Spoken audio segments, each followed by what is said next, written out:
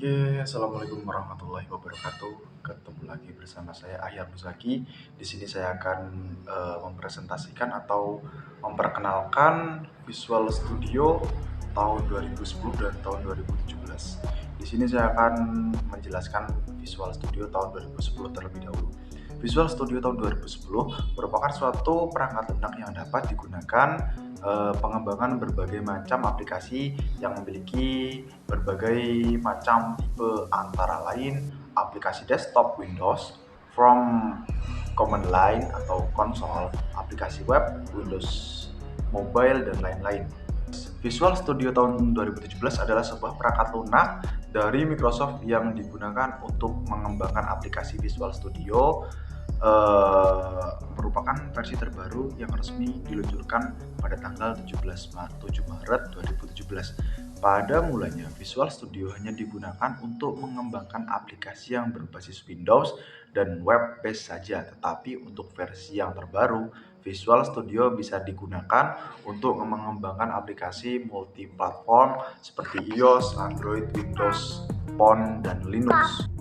Oke, kemudian kelemahan dari Visual Studio 2010. Untuk kelemahannya yaitu untuk versi yang Visual Studio 2010 dan seterusnya tidak mempunyai komponen Crystal Report karena sudah terpisah. Harus ada net framework agar aplikasi bisa berjalan, tidak mempunyai database sendiri, memerlukan kapasitas yang benar-benar besar untuk menginstal Visual Studio, dan seterusnya. Lebih lambat dibandingkan bahasa pemrograman yang lainnya.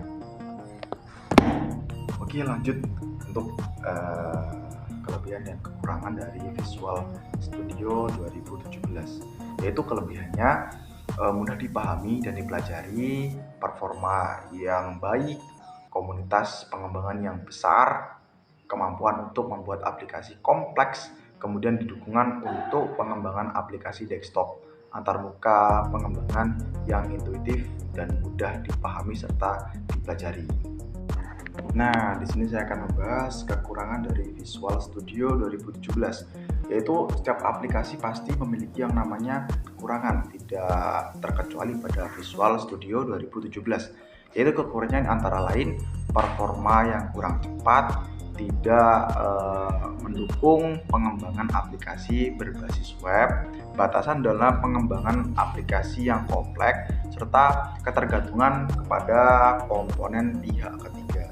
Jadi itu sih mengenai kekurangan-kekurangan dari Visual Studio tahun 2017. Mungkin masih banyak lagi kekurangannya, kalian bisa menambahkan sendiri.